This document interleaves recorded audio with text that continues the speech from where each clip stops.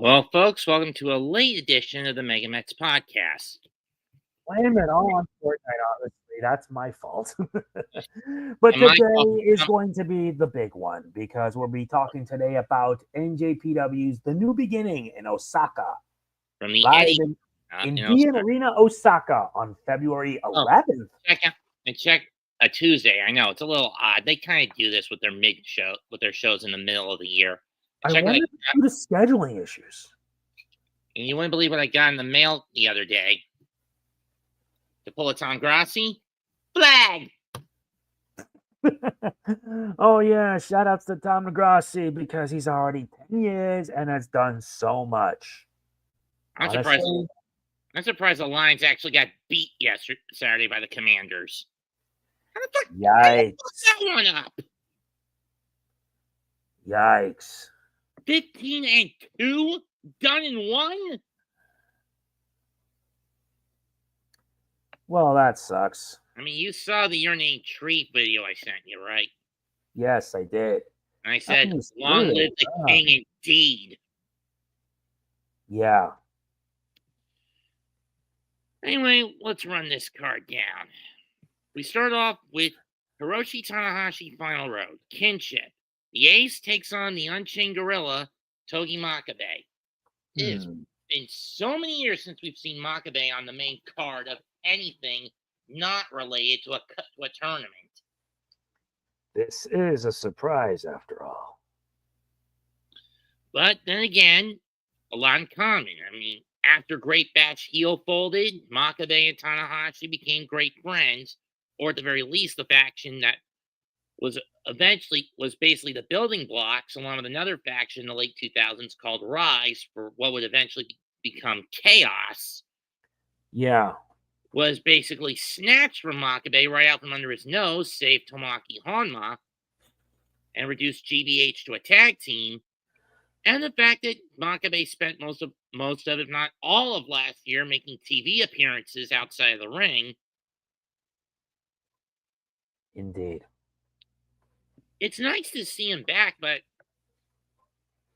and given in the scope of what he's in the open card, it makes sense that him and Tanahashi would kick off the show. Tanahashi would never want himself to close out an event. Even when we get to the Tokyo Dome next year, he wants to be the opening match, not the closer.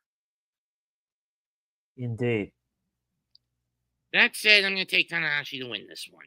As will I. Makabe is just basically fodder for him. Well, that, and it's basically New Japan dad level for Makabe. He's basically open card status, despite the fact that he is a former IWGP heavyweight champion. He did win the 2009, 2015, and 2016 World Tag League winner with Honma. Two-time IWGP heavyweight tag team champion. Never Openweight six-man tag champ.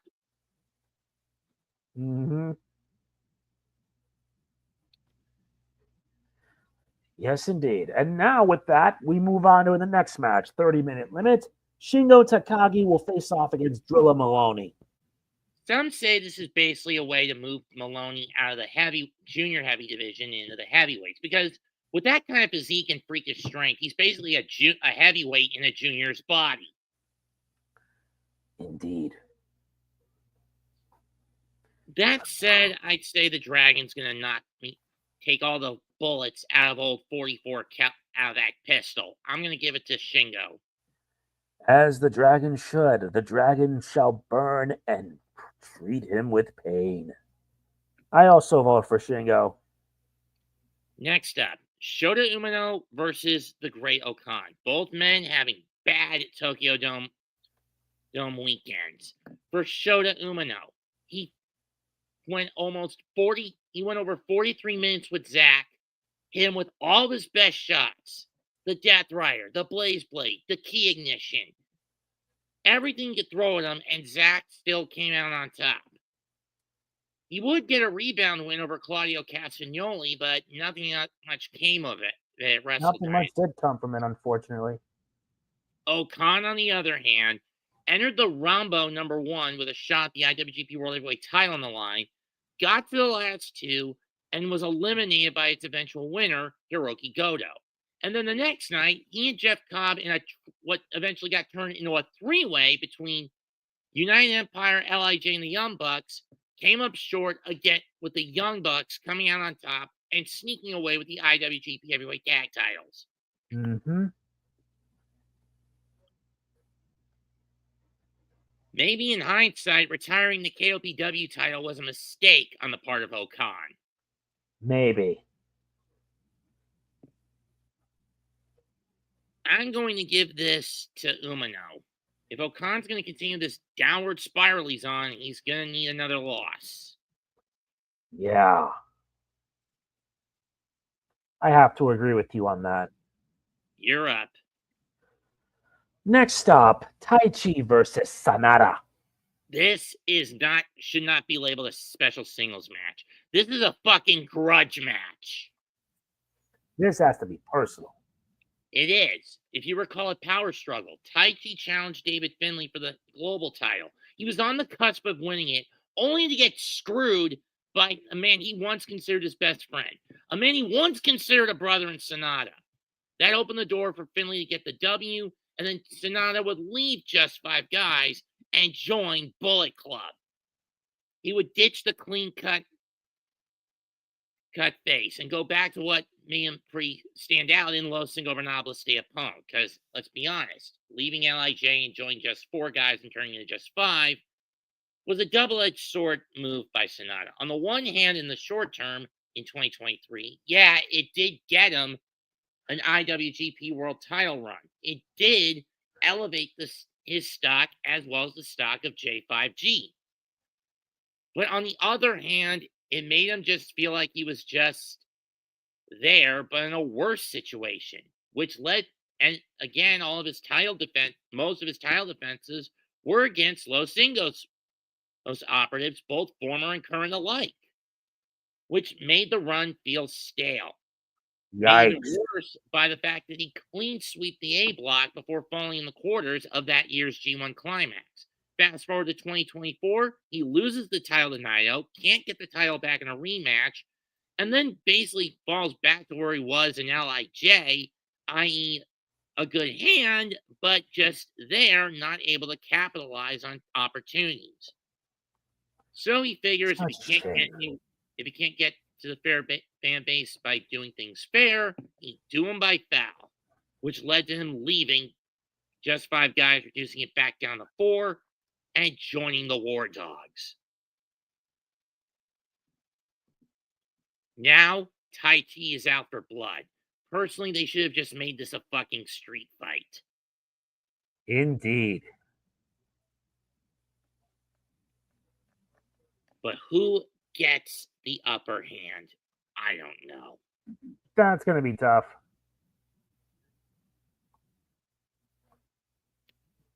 That's going to be tough as nails. Hi, DV. Hi. Hi, Murdog. Jeez. No, you cannot take everyone on that card, Murdog. No way. No way, man. No way. As well break out but if I were to make my prediction on that, I'll just say TAICHI will win it. I'm going to flip with mine. Heads, TAICHI. Bring out the coin. Just did.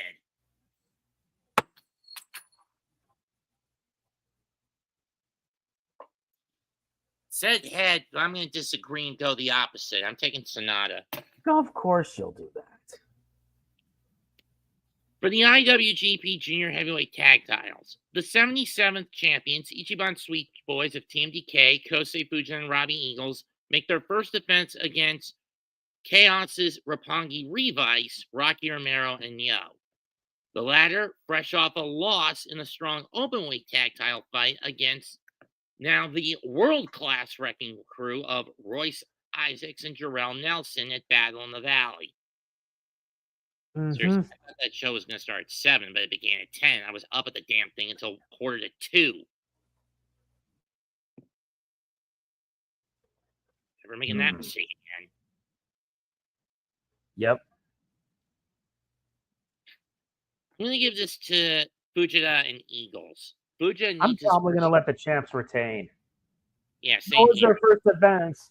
I think the champs should get their feet wet before they fight a better opponent. Well, then still concerns me that these belts are notorious for bouncing around like hot potatoes, though. They better not bounce around this time. I'd rather have a champion that would last for like about a year, like about half a year or so. True. Or at least get through 2 or 3 defenses. Right? Yeah. Speaking of which, your turn. For the never open weight title, the champion, Konosuke Takeshita, in his third title defense against the challenger, Boltin Oleg. This came after Wrestle Dynasty, where after Takeshita retained both his international and never openweight titles, the AW International and never openweight crowns against Tomohiro Ishii, he offered a challenge to anyone in the back to come up to fight him. And thus, the young Kazakh, Boltin Oleg, stepped up. And Takeshita accepted. This will be interesting when you consider Oleg is still relatively in his second or third year as a pro, getting his feet wet.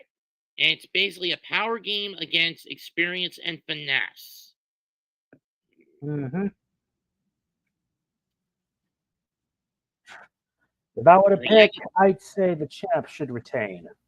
Yeah, especially when he's also signed a 1-year contract with New Japan, which means now he's going to be the bridge that binds not just New Japan to AEW, but also New Japan to his original home promotion, DDT. Mm-hmm.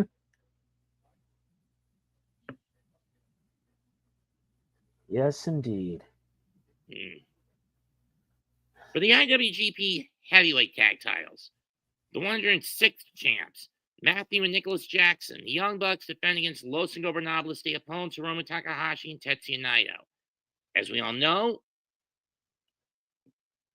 Okan and Hanari went into the tag league as the champs. Hanari blows his knee out, which leads to a title vacancy. Naito and Hiromu win the tournament, but decide to face each other because Okan has staked his claim to a match with the Young Bucks. And he ultimately chose Jeff Cobb as his partner. Then Naito and Takahashi insert themselves into that match, and it doesn't work out for them. Now they're going to cash in their title opportunity proper, or a clean 2-on-2, albeit a month late. Now, when you consider that the Bucks are also the EVPs of AEW, it's kind of difficult for them to bounce around from their AEW commitments and their NJPW commitments, both behind the desk and in the ring alike. Yep. You know what I mean? Mm-hmm. So who do you think should win this? I mean, the sooner those belts are brought back to New Japan, in my view, the better. So I'll just vote for Takahashi and Naito. I will also go Los Ingobernables de Japon. Of course. And speaking of LIJ, you're up. For the IWGP Global Heavyweight Championship, you have the fourth champion, Nota Tsuji, in his second defense against Gabe Kidd. Gabe, fresh off going the distance, a 30-minute draw in the opener at Battle in the Valley over the strong openweight title against Gabe Kidd. Against Tomohiro Ishii. And then basically challenging Ishii to get this, on April 11th in Chicago at Windy City Riot, to a 30-minute Iron Man match for that strong title. Indeed. Oh, and something I forgot to mention with the Takeshita Oleg match. Takeshita has announced he'll be Tanahashi's final U.S. opponent in the U.S. at the same event that the Iron Man match happens, Windy City Riot in Chi-Town.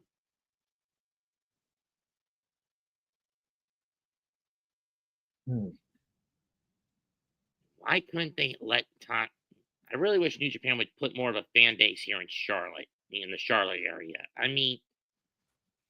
Liger came in 2019. Liger had one of his last matches in America in North Carolina at the Grady Cole Center for the PWX promotion, which has been debunked since 2022, but regardless. And New Japan has only been in this state, in my home state, a handful of times, 2 or 3 to be exact. 2 of them prior to the scamdemic. But anyway, the main event, IWGP World Heavyweight Title, 11th champion in his 5th defense, Zack Sabre Jr. defends against a man who has been the eternal bridesmaid, a nearly man, never the bride, the furious samurai of chaos, one half of Bishamon, Hiroki Goto. We all know Goto's story with this title, and even its predecessor incarnation, the straight-up IWGP Heavyweight title. From 2007 to 2016, this guy had 8 collected title opportunities. He failed at all 8 of them. Against Keiji Muto once against Shinsuke Nakamura, and not once, not twice, but 3 times each against Hiroshi Tanahashi and Kazuchika Okada. The latter was the guy he lost in all 3 of his most recent title shots from 2012 to 2016.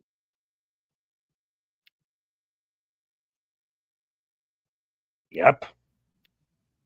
Who's going to win this one? The story could go either way here. On the one hand, since this introduction of this new iteration, this quote-unquote new iteration of the IWGP Heavyweight Championship, the World Heavyweight title, none of the title holders have been able to do more than 4 successful defenses. Not Shingo, not Okada, not Jay White, not Ospreay, not even SANADA. Yep. So for Zack, this will be a drive to get number 5 across the finish line. For Goto, this is probably going to be his last chance to get over that hump. Yes, indeed. If he loses, it just goes downhill from here for him. He'll have let his late father down. He'll have let down his wife. He would have let down his kids. Indeed.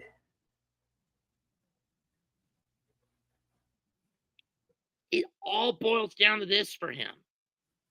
Yes, indeed.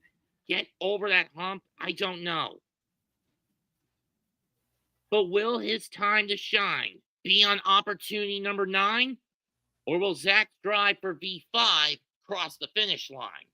Heads, Goto. Tails, Zack. Flip.